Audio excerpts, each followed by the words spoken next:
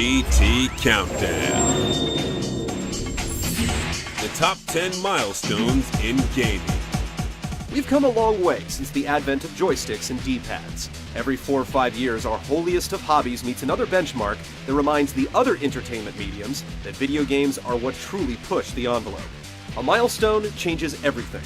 Suddenly, the old is gone and the new sets the precedent to follow. We pondered lots of industry earthquakes, from force feedback to the disastrous crash of 1983, but the following 10 landmarks refuse to be ignored. Video games come and go, but these milestones are eternal. Number 10. Mature game. Before headshots, chainsaw duels, and sex-fueled parties, video games centered around simple, rated G concepts. Eat the pellets, whack a barrel, you get the idea.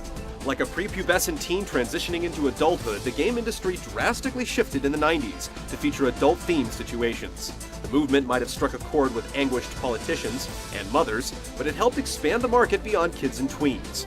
With the ESRB established in 1994, little Johnny could no longer purchase games with disembowelment. Yet the most successful games in the industry brandish the mature rated tag.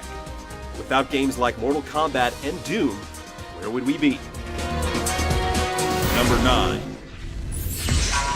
Nintendo DS and Nintendo Wii. Nintendo completely changed the game with its DS handheld and Wii console. Making buttons and analog sticks yesterday's news, these new ways to interact with electronic entertainment have broadened the scope of consumers far more than anyone predicted.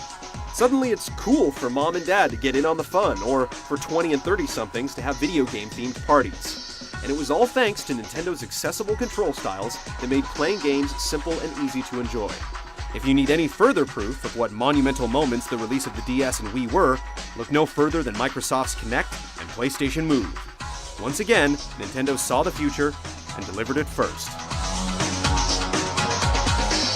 Number 8. Analog stick. Looking back, Space World 1995 will be remembered for a few notable milestones: the Nintendo 64, Ocarina of Time, and surely Super Mario 64. But the most lasting legacy to come out of that event wasn't a game or console, but a thing. It's hard to imagine where gaming would be without the analog stick, nor could we imagine a console these days without one. Mario's first fledgling tiptoes, footsteps, and full-on jaunts in 3D were only possible with the N64 controller's analog stick. Challenging developers to think in 360 directions instead of just 8, once again the rest of the industry took Nintendo's idea and ran with it. Crucial to the growth of all 3D gaming, the analog stick is an indispensable part of video game history, earning it the number 8 spot on our countdown. Number 7. Xbox Live. Online gaming is one thing, but creating an online community where players could interact, express, purchase, watch, listen, and just about any other verb you can think of was truly groundbreaking. It was no longer good enough to have a matchmaking service with dedicated servers. We needed friends lists and achievements. We needed video chat. We needed a party system. We needed avatars. And we didn't know we needed these things until Xbox Live told us we did. As the service evolved from its simple roots, it only became all the more essential to a healthy game-playing life. And as time wore on, it only became more apparent that Microsoft's competitors needed to jump into the fray or be left behind. Xbox Live changed how we would play video games, both by ourselves and with others, for the rest of our lives. Number 6. Nintendo Game Boy. In the late 1970s, Mattel's first handheld games used rows of LEDs to represent race cars, enemy projectiles, or athletes. The 80s were dominated by LCD screens, with wristwatch games and handhelds from Nintendo and Tiger. While the Microvision attempted to introduce interchangeable cartridges in 1979, it was Nintendo's Game Boy that truly made handheld gaming something worth pursuing. With a wide range of swappable games, a dot matrix display, and a lengthy battery life, it outlasted one competitor after another. With the inclusion of Tetris, it took off with adults as well, paving the way for the broader market that embraced the DS, PSP, and iPhone today. Number 5. Online gameplay. One of the biggest paradigm shifts of the last decade has been the online game's rise to prominence. Sure, back in the days of Maze Wars, playing games with other people through a computer network was archaic and a little more than a novelty, something that would never take given the scarcity of the required infrastructure.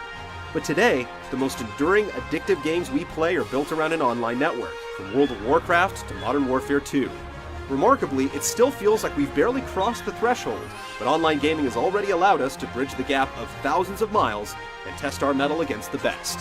The social aspect can also not be overlooked, with some games being nothing more than glorified chat rooms.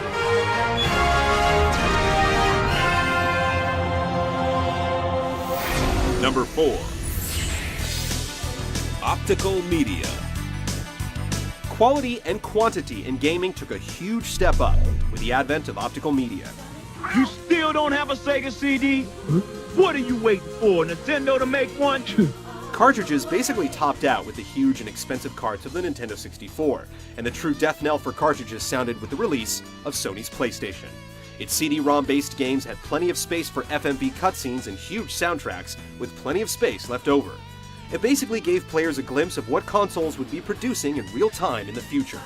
It was a huge paradigm shift, and optical media would have finished much higher on this list if it didn't look like digital distribution was the way of the future. The Blu-ray is the current king of digital data, and even if the format eventually becomes obsolete, the impact of optical media cannot be overstated. If you're not playing on a 3DO system,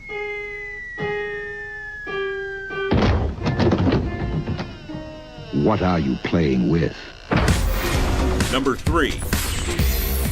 3D. The industry originally held to only one perspective, and its earliest efforts at breaking down this wall, like Wolfenstein, Star Fox, and Virtua Racing, only masked the immense challenge of creating a virtual world in 3 dimensions. Then came the PlayStation and the Saturn, and with them Battle Arena Toshinden, Warhawk, Jumping Flash, Crash Bandicoot, and Tomb Raider. Our eyes were open to the future and we pondered the possibilities. Then, Nintendo gave us Super Mario 64, a game that would show us how we'd navigate the 3D space for the foreseeable future. In 2 years, the groundwork for the next 2 decades was written. We're still riding the wake of the 3D revolution. Number 2. Coin-op. We've been paying for virtual amusement since the 1920s, but it wasn't until 1971, when Galaxy Game by Stanford alums Bill Pitts and Hugh Tuck and Computer Space from Pong parent Nolan Bushnell, that gaming became a bona fide business. By building their arcade cabinets by hand and working deals with local pubs, they became the pioneers of monetizing video games. Tin boxes with plastic knobs and cathode rays became Space Invaders, Pac-Man, and Donkey Kong. That decade's arcade boom was the big bang that built this industry. The word arcade took on a whole new meaning. The market would become dangerously close to falling off a cliff due to excessive optimism, but the epic dawn of electronic entertainment had come. Number 1. Home console. Electricity is the primordial goo of all things games, arcades their eternal incubator, and the home console is the communion, the crucible, the crux between man and electrical merriment.